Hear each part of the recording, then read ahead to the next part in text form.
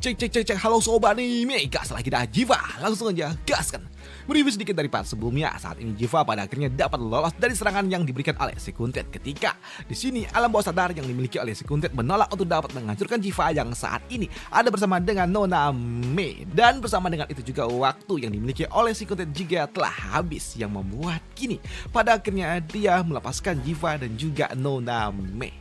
Sedangkan di sudut lainnya, saat ini untuk Noname, dia juga membawa Jiva untuk dapat melakukan sebuah evakuasi pergi menuju tempat di mana senior Yuzi berada. Tapi sayangnya dalam perjalanan itu, Jiva dia dalam kondisi yang tidak baik-baik saja. Dia terluka dengan sangat parah dan itu membuat Noname dia pun bingung dengan apa yang harus ia lakukan. Sini Noname dia juga tahu luka yang dimiliki oleh Jiva yang terparah ada di bagian bawah yang membuat dirinya pun bingung dengan apa yang harus ia lakukan. Mengingat dia adalah seorang gadis suci yang belum pernah memiliki hubungan asmara dengan seorang pria, dan itu membuatnya pun bingung, malu, dan tentunya jadi nggak tahu apa yang harus ia lakukan. Apalagi dia juga udah berulang kali diselamatkan oleh Jiva yang membuat Noname dia pun bingung dengan apa yang harus ia lakukan. Dia sempat menolak untuk dapat menyelamatkan Jiva karena dia nggak mau membuka dan juga membersihkan bagian bawah serta menyembuhkannya. Tapi dia juga tahu kalau Jiva telah melakukannya, menyelamatkan dirinya berulang-ulang kali, dan itu membuat Noname pada akhirnya dia memutuskan untuk melakukan apa yang harus ia lakukan. Di sini Noname dia pun membersihkan dan juga merawat Jiva. Bahkan dia sampai menggunakan pil ajaib, ramuan ajaib yang ia dapatkan dari ayahnya. Bahkan untuk ayahnya aja mendapatkannya dari Kaisar. Dan itu membuat Mei pada akhirnya dia menggunakan ramuan ajaib yang diberikan oleh Kaisar untuk dapat menyelamatkan Jiva. Dan di sini untuk Noname dia melakukannya dengan sangat hati-hati dan juga perlahan-lahan, jangan sampai dia menyentuh bagian yang nggak perlu ia sentuh. Waduh.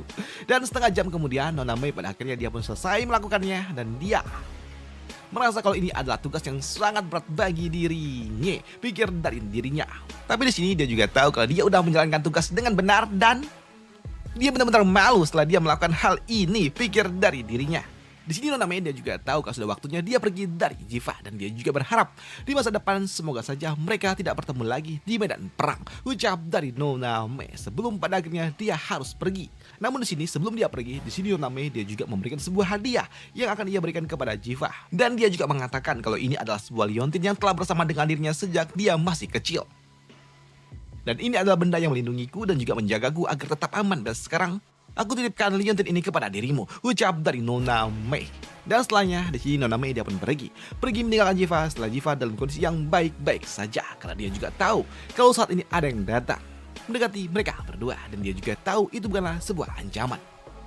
Sedangkan untuk Jiva sendiri setelah beberapa saat dia mendapatkan sebuah perawatan, pada akhirnya dia membuka matanya dan dia melihat bayang-bayang wajah yang dimiliki oleh Noname yang membuat Jiva dia pun berpikir apakah dia akan mendapatkan napas bantuan seperti apa yang ia lakukan kepada Noname, pikir dari Jiva. Dan ketika dia mengharapkan itu semua dan dia membuka mata, aduh, gue nggak tahan nengok videonya ataupun gambarnya. Dan ketika dia membuka mata, di sini ternyata yang terlihat adalah senior Yuzi yang seperti ini. Dan tentunya itu juga mengejutkan bagi Jiva ketika dia membayangkan kalau itu adalah seorang gadis, ternyata itu adalah bapak-bapak. Di sini Jiva dia cukup terkejut ketika senior Yuzi tiba-tiba aja muncul tepat di muka dari dirinya. Dan untuk senior Yuzi dia pun bingung kenapa kau melihat seperti itu. Sini senior Yuzi dia juga bertanya apa yang sebenarnya terjadi, padahal sebelumnya dia meminta kepada Jiva untuk mengumpulkan kayu bakar. Dan kenapa kau malah luka parah seperti ini, ucap dari senior Yuzi. Dan setelahnya Jiva dia pun mulai menceritakan tentang apa yang sebenarnya terjadi semuanya kepada senior Yuzi, yang membuat orang tua ini dia pun bingung. Luka yang didapatkan oleh Jiva sungguh sangat mengerikan, dan luka itu juga telah diobati oleh ramuan ajaib tingkat tinggi. Dan dia juga mengatakan mungkin aja ini akan sangat sulit untuk dapat disembuhkan jika tidak menggunakan ramuan ajaib tingkat tinggi seperti ini. Dan itu juga membuat senior Yuzi dia pun bertanya siapa pemilik dari ramuan ajaib ini, pikir dari dirinya. Namun di sini untuk orang tua ini yang melihat liontin yang ada bersama dengan Jiva membuatnya pun shock ketika dia menyadari kalau ini bukanlah benda biasa. Sini senior Yuzi dia pun bertanya dari mana Jiva mendapatkan giok ini, dan untuk Jiva dia juga nggak tahu. Dan untuk senior Yuzi yang melihat polanya dia pun menyadari kalau ini adalah pola yang dimiliki oleh seseorang yang ia tahu. Dan itu juga membuat orang tua ini dia langsung mencoba untuk dapat meramal apa yang sebenarnya terjadi. Dan ketika dia meramal, dia pun tidak menyangka kalau ternyata ini adalah milik dari putri Raja Iblis ataupun Jenderal Iblis yang bernama Yanjume. Dan itu membuatnya pun bingung kenapa Jiva sepertinya dia memiliki hubungan takdir dengan gadis ini. Bagaimana bisa ini terjadi?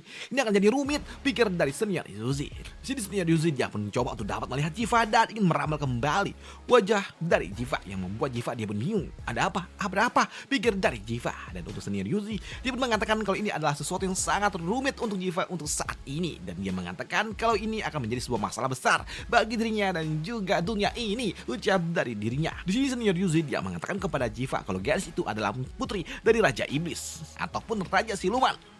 Dan mungkin dia memiliki motifnya sendiri untuk dapat menyelamatkan dirimu. Dan itu membuat senior Yuzi dia pun bingung dengan apa yang harus ia lakukan. Takdir memang sangat kejam dan ini sangat... Aduh, aku tidak tahu apakah ini adalah sebuah berkah atau sebuah kutukan, pikir dari senior Yuzi. Tapi untuk Jiva dia nggak tahu dan dia juga nggak peduli. Tapi yang ia tahu dia telah diselamatkan, yang artinya dia harus membantu sosok yang telah menyelamatkan dirinya, ucap dari Jiva yang membuat senior Yuzi yang mendengarnya dia pun kesal. Di sini senior Yuzi dia mengatakan mungkin aja hari ini dia menyelamatkan dirimu, tapi di masa depan dia akan menjadikan masalah bagi dirimu. Bahkan masalah yang akan ia bawa jauh lebih besar dari apa yang kau pikirkan. Kau nggak boleh sampai jatuh hati kepada dirinya, ucap dari senior Yuzi. Lagi pula Jiva dia telah disiapkan untuk menjadi penerus dari sekte gancang miliknya. Jadi di sini dia meminta kepada Jiva untuk tidak tergoda dengan wanita yang berasal dari klan siluman itu, ucap dari dirinya. Ucap dari senior Yuzi yang meminta kepada Jiva untuk tidak melakukannya, dan dia meminta kepada Jiva jangan terlibat hubungan asmara dengan dirinya karena itu akan jadi sangat rumit. Apalagi jika saja memang Mei dia menyukai dirimu juga, itu berarti dia akan mengkhianati ayahnya sendiri. Dan itu akan membuat kalian berada di dalam posisi yang tidak baik-baik saja. Kalian akan ada di posisi yang tidak setia dan juga durhaka. Dan mustahil bagi kalian untuk dapat bersama, ucap dari senior Yuzi yang meminta kepada Jiva untuk tidak bersatu dengan Nona Mei. Dan untuk Jiva, dia pun mengatakan ya mungkin aja. Tapi dia juga mengatakan kalau yang jahat itu adalah bapaknya, bukan gadis itu, ucap dari Jiva yang masih aja menolak. Tapi untuk senior Yuzi dia pun kesal dan dia meminta kepada Jiva untuk jangan pernah berhubungan lagi dengan wanita itu karena itu akan sangat merepotkan untukmu di masa depan, ucap dari senior Yuzi. Di sini senior Yuzi dia juga mengatakan kepada Jiva jika kau ingin menjadi jauh lebih kuat maka kau harus mendengarkan kata-kataku karena wanita sangat merepotkan untuk mereka para kultivator, ucap dari dirinya. Dan setelahnya senior Yuzi dia pun pergi meninggalkan Jiva begitu saja. Dan sedangkan Jiva sendiri dia masih menolak untuk dapat meninggalkan Nona Mei karena dia telah diselamatkan, jadi dia harus membalaskan budi, pikir dari Jiva. Dan di sudut lainnya di kota Shiki saat ini Adipati Jicang dia pun melakukan sebuah rapat dengan para jenderal-jenderal miliknya. Di sini orang tua ini dia pun mendapatkan laporan dari para bawahannya kalau ternyata sejauh 50 mil di luar dari kota Shiki terdapat kamp pasukan militer yang dimiliki oleh salah satu jenderal iblis. Yang membuat Adipati dia pun tahu kalau itu adalah pasukan yang dimiliki oleh Kaisar dan jumlahnya sangat banyak dan tentunya sangat kuat. Dan itu juga membuat Adipati dia pun bertanya-tanya sebenarnya apa tujuan kali ini Kaisar datang membawa pasukan, pikir dari dirinya yang membuat mereka menyarankan untuk dapat melihat dan juga menunggu. Meskipun mereka juga tahu dengan jumlah pasukan yang mereka miliki sebanyak 40.000 nggak akan mungkin mereka dapat mengalahkan pasukan yang dikirimkan oleh Kaisar. Tapi mereka juga tahu dengan benteng alami yang dimiliki oleh kota Shiki harusnya mereka juga masih dapat bertahan, ucap dari orang tua ini. Namun di sini untuk Adipati dia juga tahu memang mereka masih dapat menahan, tapi tetap aja pertempuran akan memberikan banyak korban yang membuat orang tua ini dia pun enggan untuk dapat melakukannya. Namun di tengah-tengah rapat tiba-tiba aja muncul seorang penjaga yang melaporkan kalau saat ini muncul seorang perwakilan yang berasal dari Jenderal Iblis yang datang ingin menemui Adipati, yang membuat orang tua ini dapat bertanya siapa yang datang menemui dirinya. Dan ternyata sosok yang dimaksud itu adalah si gorila ini dengan tubuh yang sangat-sangat besar, dan dia pun datang membawakan sebuah tugas untuk dapat meminta kepada Adipati Jicang untuk pergi menuju kamp pusat pasukan militer yang ada di depan sana dan untuk dapat menerima dekret yang diberikan oleh Kaisar, ucap dari penjaga ini yang membuat mereka pun tahu kalau sepertinya ini cukup merepotkan. Namun mendengar Adipati yang dipanggil untuk dapat mendengarkan sebuah dekret membuat salah satu jenderal yang dimiliki oleh Adipati dia pun menolak, dan dia mengatakan kalau itu sungguh sangat angkuh. Dan jika memang ingin memberikan sebuah dekret yang diberikan oleh Kaisar, maka datanglah ke kediaman dari Adipati, ucap dari orang tua ini yang membuat si Kuning dia pun kesal, yang berani-beraninya melawan perintah dari tuannya. Dan di sini si Kuning dia juga menantang apakah memang mereka layak untuk dapat mengatakan hal seperti itu, dan itu juga membuat orang tua ini dia pun akan menyanggupinya. Di sini Batua Kecapi dia pun tidak lagi menggunakan kecapi, tapi dia gunakan seluling untuk dapat menggunakan sebuah teknik yang ia gunakan, dan itu berpengaruh kepada sosok makhluk kuning ini, dan itu membuat sosok makhluk ini tiba-tiba aja dia malah joget. Wah, dia mendengarkan sebuah irama yang sungguh merdu yang membuatnya kehilangan kesadaran dan dia malah berjoget ria, dan itu membuat Mereka yang melihatnya mereka pun tertawa dan itu juga membuat Pak Tua kecapi dan ketika dia menghentikan musiknya di sini si kuning ini dia pun bingung kenapa tiba-tiba aja tubuhnya bergerak seperti itu dan itu membuat tentunya sangat-sangat marah dan dia pun kini melepaskan sebuah serangan kepada Pak Kecapi dan ketika serangan itu pun datang di sini Pak Kecapi dia dapat menghindarinya dan dia kembali mencoba untuk dapat membalas dengan menggunakan serangan seluling milih. Ya dan ketika serangan itu pun datang di sini ternyata tidak berpengaruh kepada makhluk kuning ini. Ya, walaupun memang warna kuning itu cuma armornya doang, tapi karena memang armor yang dimiliki sungguh kuat membuat suling yang dimiliki oleh orang tua ini sampai patah. Dan itu juga membuat orang tua ini dia sempat terdorong. Namun melihat Pak Tua Kecapi yang sempat terdorong dan juga sulingnya yang patah membuat Adipati dia pun berpikir kalau sepertinya dia cukup kuat. Mengingat suling yang digunakan oleh jenderalnya itu terbuat dari besi olahan yang kuat, tapi dapat dipatahkan dengan sangat mudah, pikir dari Pak Adipati ini.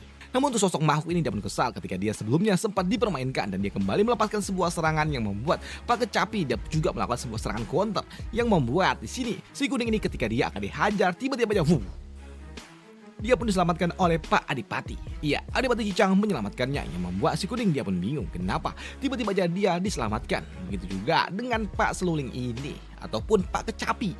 Dia pun langsung tarik mundur ketika Adipati turun tangan. Namun untuk si kuning ketika dia kembali mencoba untuk dapat mengatakan sesuatu di sini, dia pun dihentikan oleh Adipati Cicang yang menekannya dengan cukup kuat yang membuat si kuning dia pun bertanya apakah memang seperti ini cara Adipati Cicang dia menghadapi dan juga memperlakukan tamunya, ucap dari dirinya. Sedangkan untuk Adipati dia pun kini kembali menekan dan maksa si kuning ini sampai berlutut hanya dengan satu tekanan doang. Namun di sini untuk sosok kuning ini dia pun juga bingung ketika dia disentuh kenapa tiba-tiba aja semua kekuatannya pun menghilang dan itu membuatnya pun berpikir kalau sepertinya Adipati dia menggunakan sebuah sihir. Tapi untuk kuning ini dia juga tahu kalau dia nggak bisa menghadapi Adipati dan itu membuatnya memutuskan untuk mundur dan dia juga mengatakan kalau dia telah memberikan sebuah perintah yang diberikan oleh tuannya dan jika saja Adipati nggak mau menerima itu semua maka bersiaplah kalau kota Shiki akan dihancurkan, ucap dari dirinya sembari dia pergi. Dan mendengar itu juga membuat para jenderal mereka pun tahu kalau sepertinya ini cukup berbahaya dan mereka juga mengatakan kalau sepertinya para jenderal mereka memiliki niat yang tidak baik untuk Adipati, jadi mereka meminta kepada Adipati untuk tidak pergi ke tempat undangan itu dan hal itu pun juga disadari oleh dirinya. Tapi di sini Adipati Cicang dia juga mengatakan kalau dia harus pergi karena jika saja dia menolak tentunya itu akan menjadi sebuah alasan bagi kaisar untuk dapat menyerang mereka, ucap dari Adipati. Dan jika saja dia menerima undangan itu akan membuat dirinya dapat memastikan para jenderal mereka tidak memiliki sebuah alasan untuk dapat menyerang kota Shiki, ucap dari Adipati Cicang. Dan benar saja keesokan harinya Adipati Cicang dan juga beberapa pasukan ia bawa untuk dapat menemui panggilan yang diberikan oleh salah satu jenderal lainnya. Dan di sini Adipati dia pun pergi dengan rombongannya dan ketika rombongan telah tiba tepat di depan dari camp milik para jenderal kaisar, di sini dia pun dihentikan oleh salah satu dari mereka yang meminta kepada Adipati Cicang untuk hanya membiarkan dirinya sendiri yang pergi dan jangan berani memprovokasi jenderal jika kau menggunakan pasukanmu, ucap dari dirinya. Tapi di sini untuk Adipati dia mengatakan kalau dia telah mendapatkan undangan dari Jenderal Iblis dan dia juga memberikan sebuah pilihan, membiarkan dirinya masuk bersama dengan pasukannya atau mereka akan pergi. Dan jika kami pergi maka kami akan memberikan sebuah alasan kalau kau yang mempersulit keadaan kami, ucap Adipati Cicang yang membuat orang tua ini dia pun tertawa dan dia mengatakan baiklah. Dia akan menerima tantangan yang diberikan oleh Adipati dan dia pun mengizinkan Adipati dan juga pasukannya pergi masuk ke camp militer yang dimiliki oleh Jenderal Kaisar, yang dimiliki oleh jenderalnya ataupun tuannya. Dan ketika Adipati Cicang dia memasuki camp utama, di sini dia juga telah ditunggu oleh para pejabat dan juga para petinggi-petinggi pasukan yang dimiliki oleh salah satu jenderal. Di mana ketika Adipati Cicang masuk di sini, jenderal utama dia pun tertawa ketika pada akhirnya Adipati Cicang dia pun datang memenuhi panggilan dari dirinya dan dia mengatakan dan juga memuji kau adalah seorang pria sejati yang tahu kapan harus maju dan juga kapan menyerah. Dan itu membuat diriku tidak lagi memiliki sebuah alasan untuk dapat menghancurkan kota Shiki, ucap dari dirinya. Namun di sini untuk Adipati Cicang dia pun kesal dan tidak mau bertele-tele dan dia juga langsung to the point aja meminta untuk segera memberitahukan dan juga diberitahukan dekret yang telah diberikan oleh kaisar. Tapi untuk sosok ini dia pun tertawa dan dia mengatakan bagaimana mungkin dia akan melakukannya langsung. Dia akan memberikan sebuah penyambutan dulu, ucap dari dirinya dan dia kini meminta kepada Adipati Cicang untuk bersulang bersama dengan dirinya dan dia pun melemparkan salah satu minuman terbaik yang ia miliki dan itu membuat di sini jenderal yang dimiliki oleh Adipati Cicang dia akan mewakilkannya dan dia ketika akan mengambilnya tiba-tiba gelas itu pun pecah dan itu juga memberikan sebuah efek balik kepada pria ini ataupun jenderal ini yang tangannya langsung gemetar ketika dia menahan serangan ataupun lemparan gelas yang diberikan oleh jenderal ini. Dan itu membuat sosok kuning ini dia pun mengatakan kalau kau benar-benar tidak memenuhi syarat untuk dapat berbicara dengan diriku. Dan ini adalah sesuatu yang sungguh menghina, ucap dari dirinya. Dan itu membuat sosok jenderal ini dia pun merasa kalau sepertinya level yang dimiliki oleh Jenderal Kaisar bukanlah kaleng-kaleng. Karena ternyata lemparan gelas yang diberikan oleh orang tua itu dia memiliki energi internal yang cukup kuat, bahkan terlalu kuat pikir dari dirinya. Namun di sini untuk Adipati Cicang dia pun meminta kepada Jenderal Kuning untuk segera memberitahukan dekretnya karena dia telah datang dan jangan ulur-ulur waktu. Tapi untuk Jenderal Kuning ini dia mengatakan untuk tidak perlu terburu-buru. Dan karena sebelumnya terlalu mengecewakan, cangkirnya telah diganggu oleh seorang kroco yang tidak berguna, jadi dia harus memberikan gelas lainnya lagi, ucap dari dirinya. Dan dia meminta kepada bawahannya untuk memberikan gelas kepada Adipati Cicang. Dan ternyata gelas itu pun dibawa oleh seekor singa yang datang dan juga mendominasi. Dan untuk orang tua ini dia pun memiliki sebuah rencana ketika singa itu datang tepat di hadapan dari Adipati. Dia akan memprovokasinya dan akan membuat singa itu marah dan meraung dan menghancurkan Adipati Cicang yang ada di depan sana. Karena benar saja ketika singa itu tepat berada di depan dari Adipati Cicang, di sini orang tua ini dia pun memprovokasinya yang membuat singa ini dia pun marah dan juga langsung meraung dan mencoba untuk dapat menerkam Adipati yang ada di depan sana. Tapi dengan tekanan jiwa yang dimiliki oleh Adipati membuat singa itu pada akhirnya dia langsung gemetar ketakutan. Bahkan saat ini dia langsung berlutut di hadapan tekanan aura yang dimiliki oleh Adipati Cicang. Dan itu membuat mereka yang melihatnya mereka pun bingung bagaimana bisa tekanan sekuat ini. Tapi untuk Adipati dia gak terlalu peduli dengan sambutan hangat seperti ini. Dan dia pun mengatakan kalau sepertinya ini adalah minuman yang memang layak untuk dia dapatkan. Dan itu membuat Adipati dia pun mengambilnya dan langsung meminumnya. Dan dia mengatakan kalau ini adalah sebuah minuman yang sangat-sangat nikmat. Dan sekarang bisakah dekret itu dibacakan, ucap dari Adipati yang membuat Jenderal Kuning ini dia pun tertawa. Dan dia pun senang kalau ternyata Adipati memang cukup luar biasa. Dan dia pun kini mengambil dekret itu dan akan membacakannya. Dan ketika dekret itu dibuka, di sini Adipati dia pun berlutut dan dia pun mendapatkan sebuah perintah dari Kaisar. Kalau saat ini Kaisar dia meminta kepada Adipati Cicang untuk membawa Jiva ke ibu kota, di mana Jiva akan dijemput 3 bulan lagi. Dan sebagai kompensasinya, putra sulung yang dimiliki oleh Adipati Cicang yaitu Ji Chao akan segera dikembalikan. Ucap dari Jenderal Kuning ini yang membuat Adipati dia tidak menyangka kalau ternyata Kaisar masih aja mengincar Jiva.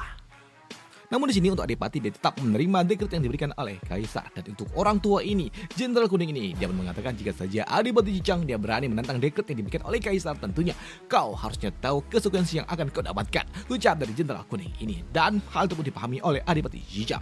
Namun ketika dia akan pergi, di sini Jenderal Kuning ini dia pun mengatakan kalau sepertinya mereka harus sedikit memberikan salam perpisahan, ucap dari dirinya. Dan dia juga bertanya apakah Adipati Cicang berani menerima salam perpisahan yang akan ia berikan. Dan tentunya Adipati Cicang dia menerimanya. Dan itu membuat Jenderal ini dia pun langsung mengangkat lengannya ke udara. Dan dia pun melepaskan dan juga mengumpulkan energi spiritual miliknya. Dan dia ingin mencoba kekuatan apa yang dimiliki oleh Adipati Cicang. Apakah kekuatan yang kau miliki itu sesuai dengan rumor yang kau punya, ucap dari sosok Jenderal ini. Sedangkan untuk Adipati Cicang dia pun akan menerima ini semua. Dan dia juga tahu kalau dia harus memberikan sedikit pelajaran kepada Jenderal Kuning ini agar kedepannya dia tidak lagi bertindak seenaknya. Dan aku harus sedikit meredam kesombongannya, ucap dari Adipati Cicang. Dan itu membuat kini mereka berdua pun saling melepaskan energi internal mereka satu sama lain. Dan itu memberikan sebuah tekanan yang sangat kuat. Dan itu membuat mereka, para kroco-kroco mereka semua langsung terhempas. Dan tidak dengan mereka para orang-orang kuat. Di sini mereka pun melihat kalau ternyata serangan yang diberikan oleh Adipati Cicang dan juga Jenderal ini cukup berimbang. Dan itu membuat Jenderal ini dan juga Adipati Cicang mereka juga sampai terdorong beberapa langkah satu sama lain. Dan itu juga membuat mereka yang melihatnya mereka tidak menyangka kalau ternyata kekuatan yang dimiliki oleh Adipati Cicang setara dengan jenderal mereka pikir dari para pasukan reguler ini. Sedangkan untuk Adipati dia pun mengucapkan terima kasihnya atas jabat tangan yang diberikan oleh Jenderal Kuning ini. Dan dia juga memuji kemampuan yang dimiliki oleh Jenderal Kuning ini. Begitu juga dengan Jenderal Kuning ini. Dan dia mengatakan kalau dia mengagumi kekuatan yang dimiliki oleh Adipati Cicang. Dan aku tidak menyangka kau sungguh sangat luar biasa. Dan aku akui kalau kau memang memiliki kekuatan yang luar biasa. Dan kau memiliki kemampuan untuk dapat melindungi rakyatmu sungguh luar biasa. Dan aku mengakuinya, ucap dari Jenderal Kuning ini. Namun untuk Jenderal Kuning ini dia juga mengatakan kepada Adipati Cicang untuk tetap memenuhi permintaan dari Kaisar. Jika tidak, maka aku tidak punya pilihan lain selain mengikuti perintah dari Kaisar, ucap dari dirinya. Dan setelahnya mereka pun berpisah. Dan setelah Adipati Cicang pergi, di sini salah satu bawahannya dia pun bertanya kepada Jenderal Kuning ini, mengapa mereka tidak memanfaatkan ini semua untuk dapat menyerang Adipati Cicang dan juga mempermalukannya sebelum mengirimnya kembali. Ucap dari orang tua itu yang membuat Jenderal Kuning dia pun mengatakan kalau mereka harus mengetahui kemampuan apa yang dimiliki oleh lawan mereka. Karena sejatinya mengenali lawanmu itu adalah hal yang sangat penting, ucap dari dirinya. Sedangkan di dalam hati Jenderal Kuning ini dia pun merasakan kekuatan yang dimiliki oleh Adipati Cicang jauh lebih unggul dibandingkan dengan dirinya. Tapi pada akhirnya Adipati Cicang dia menahan diri dan sengaja mundur 3 langkah sebelum mengakhiri ini semua karena dia mencoba untuk dapat menyelamatkan wajahku di hadapan para bawahanku dan aku akan kehilangan muka jika aku dikalahkan tepat di hadapan dari pasukanku, pikir dari Jenderal Kuning ini. Dan itu membuat Jenderal Kuning ini dia pun mengatakan kalau dia membalas kebaikan yang diberikan oleh Adipati Cicang dan dia juga tidak menyangka kalau ternyata Adipati Cicang dia sekuat ini. Bahkan dia juga mendapatkan sebuah kabar kalau Jenderal Siluman ataupun Raja Siluman dia bertarung seimbang dengan Adipati Cicang, yang artinya kemampuanku sudah jauh tertinggal dan aku harus menjadi jauh lebih kuat, ucap dari Jenderal Kuning ini yang ternyata dia nggak buruk-buruk amat. Waduh, kirain dia jahat juga. Ternyata dia respect sama lawan yang kuat. Udah, itu aja untuk video kali ini dan sampai jumpa di video selanjutnya untuk Adipati Cicang ataupun Jiva. Sampai jumpa di video selanjutnya. Bye. Thank you. Dan apakah perjalanan pulang mereka akan berjalan dengan lancar? Tentunya tidak. Sampai jumpa di video selanjutnya. Bye. Thank you.